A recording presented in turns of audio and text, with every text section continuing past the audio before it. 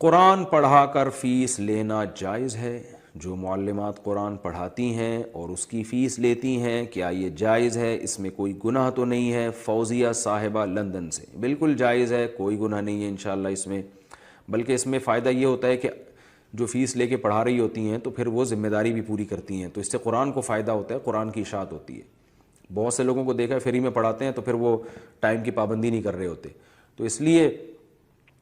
بہت ہی کوئی غریب ہو تو بہتر ہے کہ نہ فیس لی جائے، ویسے ہی پڑھا دیں، لیکن جو فیس دے سکتا ہے اس سے فیس اس زمانے میں لینی چاہیے۔ دینے والے کا بھی فائدہ ہے، کیونکہ جب فری میں کوئی کام ہوتا ہے تو قدر نہیں ہوتی، تو فیس دے کے وہ پڑھیں گے تو وہ بھی کلاس کی پابندی کریں گے، اور جو پڑھانے والی ٹیچرز ہیں وہ بھی پابندی کریں گی، کیونکہ ان کو پتہ ہے کہ اگر ہم نے اب صحیح طرح سے محنت سے نہیں پڑھایا تو ہمارے لیے یہ فیس حرام ہو جائے گی۔ الحمد للہ والسلام علی رسول اللہ، اما بعد فاعوذ باللہ من الشیطان الرجیم، بسم اللہ الرحمن الرحیم۔ یہ آپ نے طارق مسعود صاحب کا لیکچر سنا۔ سب سے پہلے تو آپ یہ جان لیجئے کہ صحیح بخاری میں احادیث آتی ہیں کافی ساری، تصویر بنانا جائز نہیں ہے، اسی وجہ سے تصویر کے اوپر ہم نے اسٹیکر لگا دیا ہے تاکہ اس کی صورت نہ ہو۔ یہ بہت ساری حدیثیں ہیں، مگر مختلف علماء نے اس کو جائز قرار دیا ہے، یہ ہمارے لیے دلیل نہیں ہے، دلیل ہمارے لیے قرآن اور حدیث ہے۔ ہم اپنے موضوع کی طرف چلتے ہیں۔ طارق مسعود صاحب یہ ایک عالم ہیں، آپ سب اسے جانتے ہوں گے، اور انہوں نے یہ بیان دیا ہے کہ قرآن پڑھا کر پیسے لینا جائز ہے، بلکہ وہ کہہ رہے ہیں کہ اگر پیسے لیں گے تو یہی اچھا طریقہ ہے قرآن کی تعلیم کو آگے بڑھانے کا، کہ جو پڑھا رہا ہوگا وہ اچھے طریقے سے پڑھائے گا، کہ مجھے اگر میں نہیں پڑھاؤں گا تو مجھے فیس نہیں ملے گی، مجھے تنخواہ نہیں ملے گی، اور جو پڑھ رہا ہوگا وہ بھی اسی مناسبت سے مزید محنت کرے گا کہ میں اگر نہیں پڑھوں گا تو میری فیس ضائع ہو جائے گی، میں پیسے کیسے بھر رہا ہوں ایسے بغیر، یعنی وہ یہ کہے گا کہ بھئی میں خرچہ بھی کر رہا ہوں اور پڑھ بھی نہیں رہا، تو اس لیے اس کو بھی خیال ہوگا کہ ہم نے پڑھنا ہے۔ تو یہاں پر وہ یہ موقف دے رہے ہیں کہ قرآن کو پڑھنا یا پڑھانا دنیاوی مقصد بن جائے، پیسے کمانے کا مقصد بن جائے، اور یہی وہ کہہ رہے ہیں کہ بہترین طریقہ یہی ہے کہ پیسے لیں، اور پیسے جو پڑھنے والا ہے وہ بھی دے، اور جو لینے والا ہے پڑھانے والا وہ بھی پیسے لے، یہ بہترین طریقہ ہے۔ آئیے ہم اس بات کو دیکھتے ہیں قرآن و سنت کی روشنی میں کہ کیا قرآن ہمیں، حدیث ہمیں اس چیز کی اجازت دیتی ہے یا نہیں دیتی۔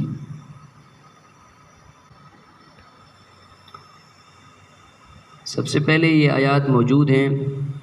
کہ یہ پہلی آیت آپ دیکھیں سورہ اعراف کی 10 نمبر، اللہ فرماتا ہے وَلَقَدْ مَكَّنَّاكُمْ فِي الْأَرْضِ، ہم نے زمین کے اندر آپ کو رہنے کی جگہ دی، وَجَعَلْنَا لَكُمْ فِيهَا مَعَائِشَ قَلِيلًا مَا تَشْكُرُونَ، اور ہم نے جگہ دینے کے بعد تمہارے لیے اس میں سامان رزق بھی پیدا کیا، تم لوگ بہت کم ہی شکر کرتے ہو، یعنی اللہ نے ہی روزی کے ذرائع بنائے زمین میں۔ اور یہ اگلی آیت آپ دیکھیں سورہ نبا آیت نمبر 11، وَجَعَلْنَا النَّهَارَ مَعَاشًا، کہ دن کو ہم نے وقت روزگار بنایا، اللہ نے روزی کے لیے دن کو روشن بنایا۔ آپ دیکھیں 5 وقت کی نمازیں ہیں، حالانکہ قرآن میں آتا ہے سورہ الذاریات میں وَمَا خَلَقْتُ الْجِنَّ وَالْإِنسَ إِلَّا لِيَعْبُدُونَ، ہم نے جنوں اور انسانوں کو صرف پیدا ہی اس لیے کیا ہے کہ وہ ہماری عبادت کریں، لیکن عبادت کا بھی ایک وقت بنایا گیا، اور اس میں ظہر فجر کی ہے، پھر اس میں وقفہ ہے، اور اس کے بعد پھر ظہر کی نماز ہے، پھر اس میں بھی کافی سارے وقفہ ہے تاکہ روزی روٹی کمائی جائے۔ اور آپ آگے دیکھیں رزق کی تلاش کرنا اللہ کی نشانیوں میں سے ہے، یہ سورۃ روم کی آیت نمبر 23 ہے، اللہ فرماتا ہے وَمِنْ آیَاتِهِ مَنَامُكُمْ بِاللَّيْلِ وَالنَّهَارِ، کہ اور بھی اس کی قدرت کی نشانی تمہاری راتوں اور دن کی نیند میں ہے، اور اس کا فضل یعنی وَابْتِغَاؤُكُمْ مِنْ فَضْلِهِ، اور یہ روزی کمانا، اس کے فضل یعنی روزی کو تلاش کرنا تمہارا یہ بھی ہے، وَالنَّهَارِ وَابْتِغَاؤُكُمْ مِنْ فَضْلِهِ إِنَّ فِي ذَلِكَ لَآيَاتٍ لِقَوْمٍ يَسْمَعُونَ، جو لوگ سنتے ہیں غور سے، ان کے لیے اس میں نشانی ہے، یعنی روزی کمانا ہے، اللہ نے اس کو نشانی بنایا کہ یہ ہماری نشانی ہے، ہم رزق دیتے ہیں اور آپ روزی کمائیں۔ اسی طرح باقاعدہ حکم بھی ہے۔ بعض علماء یہ بیان کرتے ہیں اکثر کہ جی ہم سارا دن مسجد میں بیٹھے رہتے ہیں اور تعلیم دیتے ہیں یا اسی طرح اور بھی ذمہ داریاں، تو ہم کیسے کمائیں؟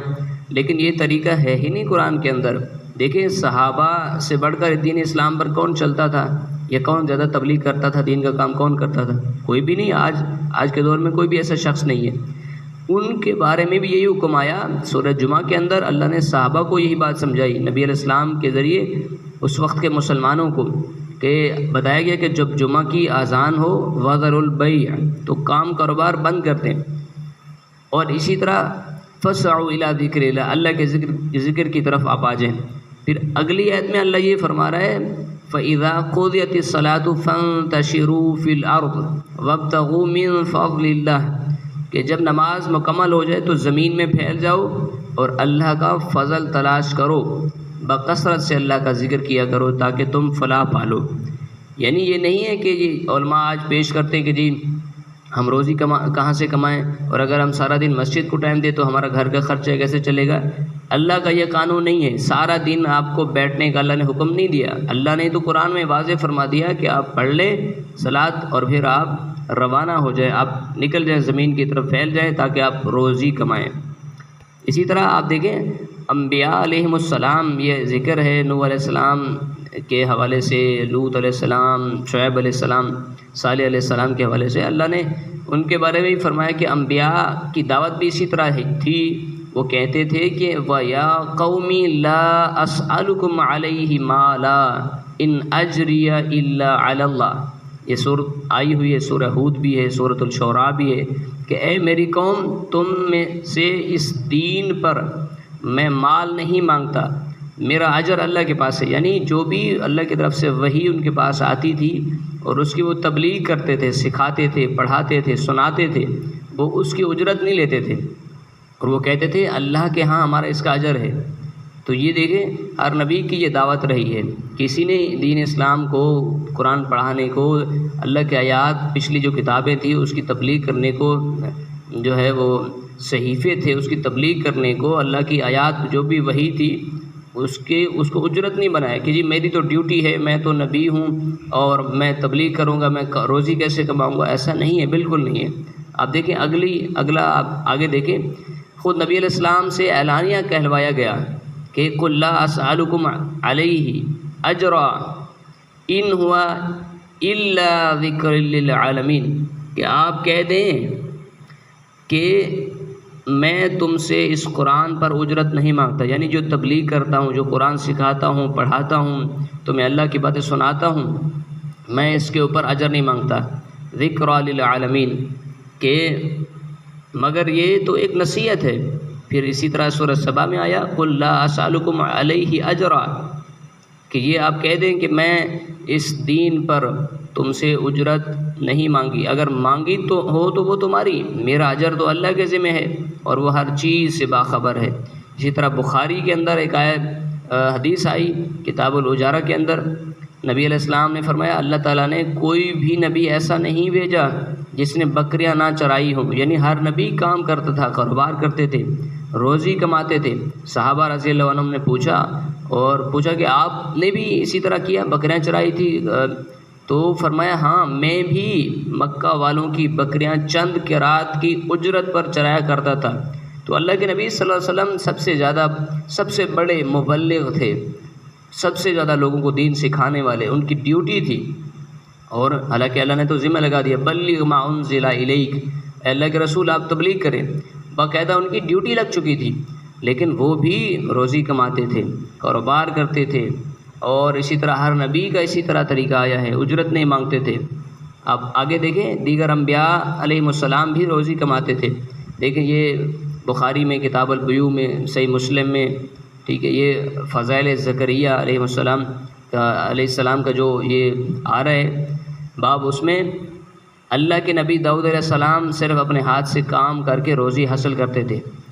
اور زکریا علیہ السلام بڑائی تھے، تو تو یہ ان کے کام کاروبار کے ذریعے تھے، جس طرح پچھلی آیت میں دیکھا کہ ذرائع بنائے اللہ فرماتا ہے۔ اب یہ بھی دیکھیں کہ جو سچی جماعتیں تھیں نبی علیہ السلام کے دور میں اور پہلے کے دور میں، اللہ نے فرما دیا ان من اہل الکتاب لمن یؤمن باللہ وما انزل الیکم وما انزل الیہم خاشعین للہ، کہ جو سچی جماعتیں تھیں پہلے کی اہل کتاب میں سے ایمان لے کر آئے تھے، وہ پچھلی کتابوں پر بھی ایمان رکھتے تھے، اس کتاب پر بھی ایمان رکھتے ہیں، لیکن اللہ سے وہ ڈرتے ہیں۔ اور ڈر کی وجہ کیا ہے؟ اور ڈرتے ہیں اور کیا کرتے ہیں؟ لا یشترون بآیات اللہ ثمنا قلیلا، اللہ کی آیات کے اوپر وہ اجرت نہیں لیتے تھے، تھوڑی سی قیمت بھی نہیں لیتے تھے۔ لا یشترون بآیات اللہ، اللہ کی آیات، دین سکھانا، پڑھانا، درس دینا، یہ بلکہ وہ تو اہل کتاب کے علماء جو تھے، ملتا ہے آگے آپ دیکھیں گے کہ وہ تو کتاب کے دعوے دار ہو کر کہتے تھے ہم اس پر اجرت لیتے ہیں، لیکن سچے جو لوگ تھے وہ نہیں مانگتے تھے، نہیں لیتے تھے۔ اولئک لہم اجرہم عند ربہم، ان کا اجر اللہ کے ہاں تھا، اللہ نے ان کو اجر دینا ہے۔ ان اللہ سریع الحساب، اللہ تعالیٰ بہترین حساب لینے والا ہے، جلد حساب لینے والا ہے۔ اس طرح آپ آگے دیکھیں نبی علیہ السلام کا فرمان بھی آیا ہے کہ جو شخص لکڑی کا گٹھا اپنی پیٹھ پر لاتا ہے تاکہ اسے بیچے اور اپنی روزی کمائے، وہ اس سے بہتر ہے جو کسی کے سامنے ہاتھ پھیلاتا ہے، چاہے وہ اسے کچھ دے یا منع کر دے۔ پھر اسی طرح دیکھیں اسی بخاری کے اندر آ گیا کہ مقدام رضی اللہ عنہ سے مروی ہے کہ رسول اللہ صلی اللہ علیہ وسلم نے فرمایا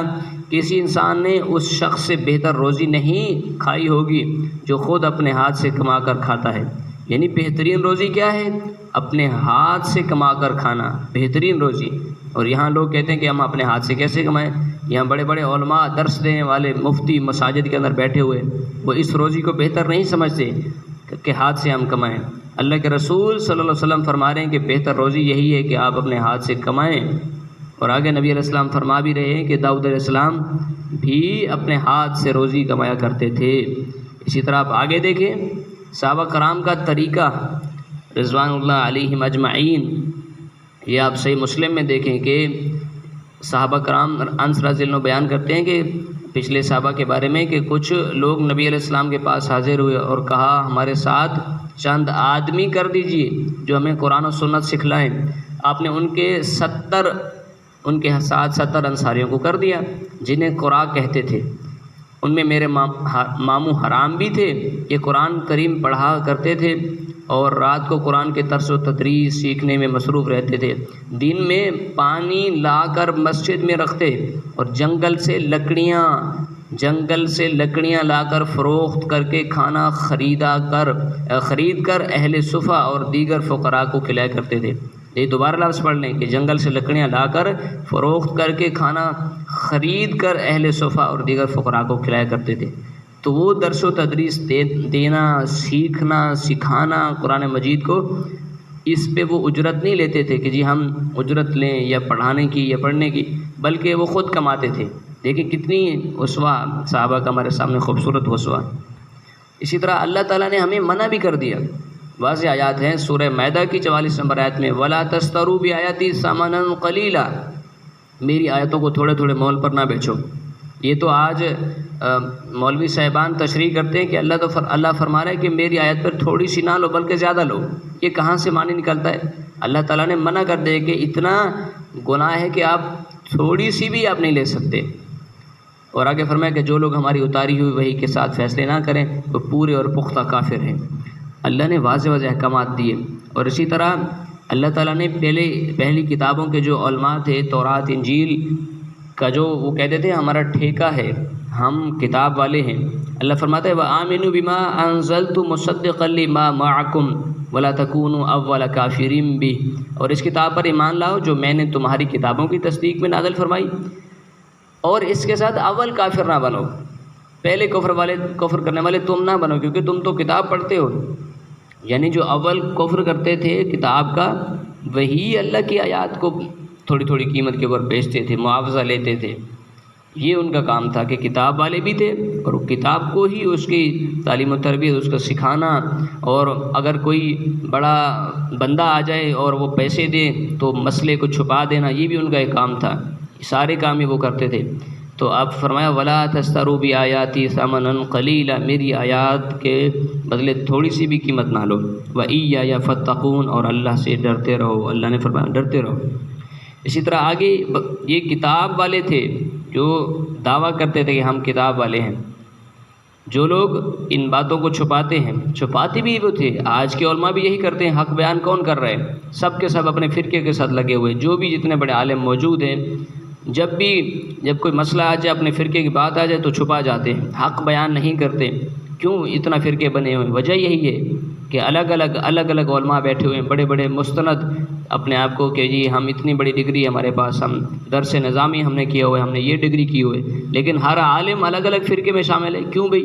وجہ یہی ہے کہ یہ حق بیان نہیں کرتے، ورنہ اگر حق بیان کرتے تو یہ کوئی فرقے بھی نہ ہوتے، یہ الگ الگ مسالے کے علماء بھی نہ ہوتے۔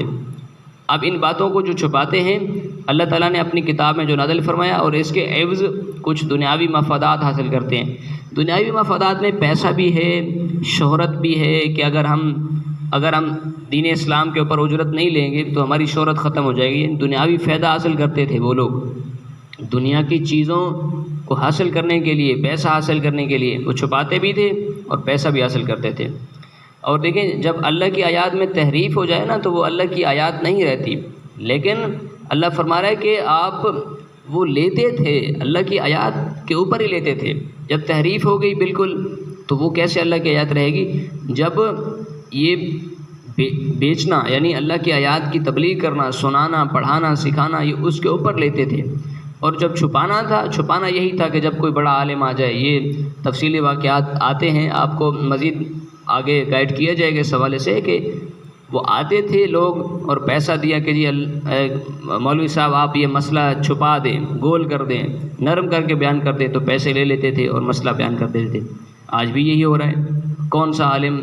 حق بیان کر رہا ہے؟ اور اسی طرح تعلیم کے بھی پیسے، آج دیکھیں نا، نماز کے پیسے، تراویح کے پیسے، نکاح کے پیسے، یہ سارے انہوں نے دین کو بیچا ہوا ہے۔ اور اللہ فرماتا ہے اولئک ما یاکلون فی بطونہم من النار، یہ پیٹ کے اندر آگ بھرتے ہیں، ولا یکلمہم اللہ یوم القیامہ ولا یزکیہم، اللہ ان کو پاک نہیں کرے گا قیامت کے دن، اور اللہ ان سے کلام بھی نہیں کرے گا، وَلَهُمْ عَذَابٌ عَلِيمٌ، ان کے لیے دردناک عذاب ہے۔ اچھا، جب یہ آیتیں آتی ہیں تو اکثر لوگ سوال اٹھاتے ہیں کہ جی یہ تو جی یہود و نصارہ کے لیے تھی، ہمارے لیے تو نہیں ہے، ہم تو کلمہ پڑھنے والے ہیں۔ جی بالکل، ان علماء کو ہی ہائی لائٹ کیا گیا، ان کو مخاطب کیا گیا کہ آپ نے ایسا نہیں کرنا، جو تورات انجیل کے عالم تھے، یعنی وہ بھی تو اللہ کی آیات تھیں، اللہ کی کتابیں تھیں۔ اللہ نے فرمایا نہیں لو، یہ نصیحت ہمیں دی گئی کہ اگر آپ ایسا کریں گے، شعیب علیہ السلام کی قوم نے ناپ تول میں کمی کی، ہمیں بتایا گیا کہ اگر آپ ایسا کریں گے آپ کو بھی یہ عذاب ملے گا۔ لوط علیہ السلام کی قوم نے زنا کیا، ہمیں منع کیا گیا کہ اگر آپ ایسا کریں گے، واقعات سنا کر کہ اگر آپ ایسا کریں گے تو آپ کو یہ سزا ملے گی۔ اسی طرح مشرک قومیں آئی، آج سمود کی قومیں آئی، تکبر کرنے والے، ہمیں یہ بتا دیا گیا کہ اگر آپ ایسا کریں گے، آپ ایسا نہ کریں، اگر کریں گے تو یہی حشر ہوگا آپ کا۔ ہمیں یہ سمجھانے کے لیے قرآن میں ھذا بلاغ للناس، لوگوں کے لیے یہ پیغام ہے، یہ ہمیں سمجھانے کے لیے۔ ورنہ اگر آپ کہتے ہیں کہ عذاب والی آیتیں ہمارے لیے نہیں ہیں تو پھر جنت والی آیتیں آپ کے لیے کیسے آ گئی؟ یہ کس آیت کے اندر لکھا ہوا ہے کہ جو لوگ پاکستان سے ایمان لائے، جو لوگ انڈیا سے ایمان لائے، جو لوگ پاکستان کے پنجاب سے ایمان لائے وہ جنت میں جائیں گے؟ یہ کسی آیت میں لکھا ہوا ہے؟ نہیں، لکھا ہوا ہے کہ جو لوگ ایمان لائے اور اچھے عمل کرتے رہے ان کے لیے جنت ہے۔ اگر آپ کہتے ہیں کہ عذاب والی ان کے لیے ہیں، وعید والی ان کے لیے ہیں، تو پھر جنت والی آیتیں بھی اس وقت کے مسلمانوں کے لیے ہیں جو نبی علیہ السلام کے دور میں تھے۔ آپ اس کی دعویٰ پھر نہ کریں، آپ اس کا بات سمجھانے کے لیے کہی جا رہی ہے کہ کوئی بھی آیت ہو، اس کا مصداق آج بنے کوئی یا اس وقت بنے، اس کے ساتھ وہی اس کو سزا جزا دی جائے گی، اچھے ہو تو اچھا، برا ہو تو برا، یہ بالکل واضح ہے۔ اور یہ آپ آگے دیکھیں، نبی علیہ السلام فرما کر بھی گئے تھے کہ تم قیامت اس وقت تک قائم بھی نہیں ہوگی جب تک میری امت اس طرح پچھلی امتوں کے مطابق نہیں ہو جائے گی، جس طرح بالشت کے اور گز کے ہوتا ہے۔ اور پوچھا گیا اللہ کے رسول صلی اللہ علیہ وسلم کیا فارس روم کی طرح، یعنی اس میں یہود و نصارہ تھے، اور دوسری حدیث میں بھی یہی آیا کہ یہود و نصارہ کی پیروی کریں گے، تو بتایا گیا ہاں یہی فرمایا گیا کہ آپ یہود و نصارہ کی پیروی کریں گے، تو صاف ظاہر ہے نبی علیہ السلام نے جو فرمایا، جس طرح وہ فرقوں والی حدیث ہے کہ میری امت کے بھی جس طرح بنی اسرائیل کے فرقے ہوئے یہود و نصارہ کے، میری امت بھی اسی طرح فرقوں میں بٹ جائے گی، تو یعنی اس کی ان لوگوں کی اتباع کرے گی۔ آج بھی انہی کی اتباع کی جا رہی ہے، وہ مال بٹورنے والے کتاب کے اوپر، اللہ کی آیات کے اوپر، آج یہ بھی وہی کرنے والے، تو یہ ان کی پیروی ہو رہی ہے۔ اسی طرح آپ آگے دیکھیں، یہ حدیث آتی ہے، عمران بن حسین رضی اللہ عنہ ایک قصہ گو کے پاس سے گزرے، یہ ترمذی کی روایت ہے، جو قرآن پڑھ کر لوگوں کو قرآن سنا بھی رہا تھا اور سوال کر رہا تھا،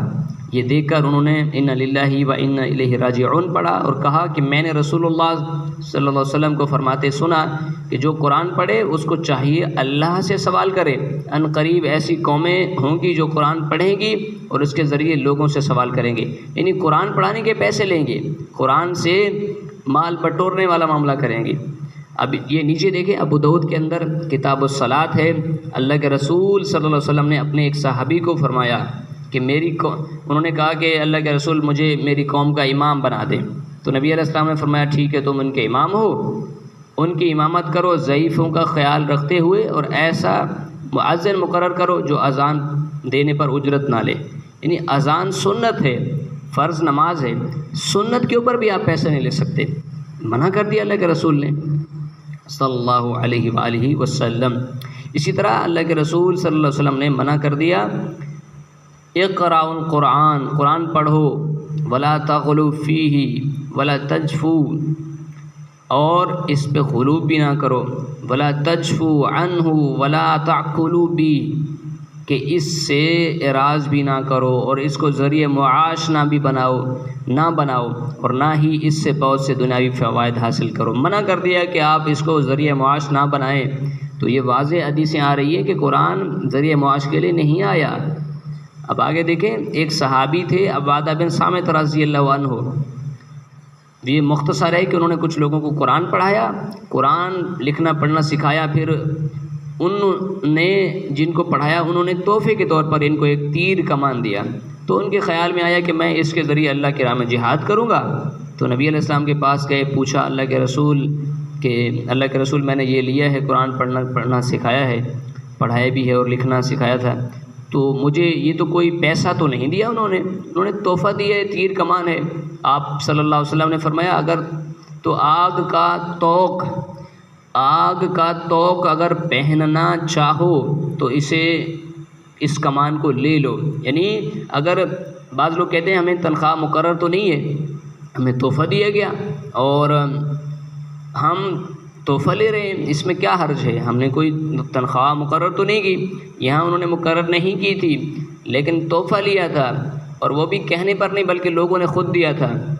اور نبی علیہ السلام کے پاس آئے، ان کے دل میں کھٹک ہوئی کہ کیا یہ جائز ہے یا نہیں ہے، تو نبی علیہ السلام نے فرمایا یہ آگ کا توق ہے، پہنایا جائے گا، اسے منع کیا گیا۔ یہاں پر یہ بات بھی آتی ہے کہ یہ واضح ایک پیغام آیا کہ ان کو خیال آیا کہ میں نے سکھایا، اور وہ ڈر بھی گئے کہ کہیں میں غلط تو نہیں کر رہا، تو یہ واضح بات ہے، لوگوں کو اس بات پر غور کرنا چاہیے کہ ایک تحفہ دیا گیا، اس پر بھی وہ اللہ سے ڈر گئے۔ اچھا، اب یہ اس نیت سے تحفہ لے لیتے کہ میں تو اس کے لیے اللہ کی راہ میں جہاد کروں گا، یہ تو نیکی کروں گا اس سے، لیکن منع کر دیا گیا۔ آج بعض لوگ کہتے ہیں نا کہ ہم قرآن پر تنخواہ لیتے ہیں، آج انجینئر مرزا صاحب یہ آج بیٹھے ہوئے نیٹ کے اوپر، ان کے شاگرد کہتے ہیں کہ یہ ہم لیتے ہیں تو یہ ہم پھر دین کے اوپر لگاتے ہیں، یوٹیوب سے جو کمائی آتی ہے تو وہ تو ہم دین کے اوپر لگاتے ہیں۔ یہ کہاں سے لیا انہوں نے، کہاں سے ثابت کیا؟ صحابہ کا تو یہ طریقہ رہا کہ صحابہ اس سے ڈر گئے اور واپس کر دی، ان کو خوف آیا، نبی علیہ السلام نے اس کی بھی اجازت نہیں دی، یہ جو آج نکال رہے ہیں۔ بہرحال آگے چلتے ہیں، یہ بڑی سخت حدیث ہے، رسول اللہ صلی اللہ علیہ وسلم نے فرمایا جو علم اللہ کی رضا حاصل کرنے کے لیے سیکھا جانا چاہیے، اگر کوئی شخص دنیاوی غرض کے لیے حاصل کرے تو قیامت کے دن جنت کی خوشبو نہ حاصل کر سکے گا، نہ پا سکے گا۔ تو تو آج لوگ عالم بن رہے ہیں، قرآن سیکھ رہے ہیں، اور تاکہ ہم کل کو قرآن پڑھیں گے، قاری بنیں گے اور ہم اس سے پیسے کمائیں گے، کسی مدرسے میں باقاعدہ رجسٹرڈ ہو کر بیٹھیں گے، تنخواہ لگے گی، اس نیت سے سیکھ رہے ہیں۔ تو یہ اللہ فرماتا ہے کہ اللہ کے رسول صلی اللہ علیہ وسلم کے ذریعے اللہ نے پیغام دیا کہ وہ جنت کی خوشبو بھی حاصل نہیں کر سکیں گے، کہ وہ جو اس علم کو جس سے اللہ کی رضا حاصل ہو دنیاوی غرض کے لیے سیکھیں، اتنی سختی کی گئی۔ اسی طرح دیکھیں، اگر ہم یہی مقصد بنا لیں گے قرآن کو پڑھانے کا، پڑھنے کا، کہ ہم عالم بن جائیں گے، ہم جو ہے بڑے علم والے بن جائیں گے، قاری بن جائیں گے، اور جو پڑھانے والا ہے وہ اس نیت سے پڑھائے کہ ہمیں پیسہ ملتا رہے گا، ہم کماتے رہیں گے اس سے ذریعے، تو دنیا تو اس کو مل جائے گی۔ من کان یرید حرث الآخرہ نزد لہ فی حرثی، جو آخرت چاہتا ہے ہم اس کی آخرت میں اضافہ کرتے ہیں۔ ومن کان یرید حرث الدنیا نؤتہ منہا، جو دنیا چاہتا ہے، دنیا میں ہی اجر ملنا چاہتا ہے، کہ قرآن پڑھایا پیسے، نماز پڑھائی پیسے، تراویح پڑھائی پیسے، نکاح پڑھایا پیسے، دنیا میں اس کا اجر حاصل کر رہا ہے، اس کی اجرت۔ وما لہ فی الآخرۃ من نصیب، اس کا آخرت میں کوئی حصہ نہیں ہے۔ منع کر دیا گیا، اللہ نے واضح فرما دیا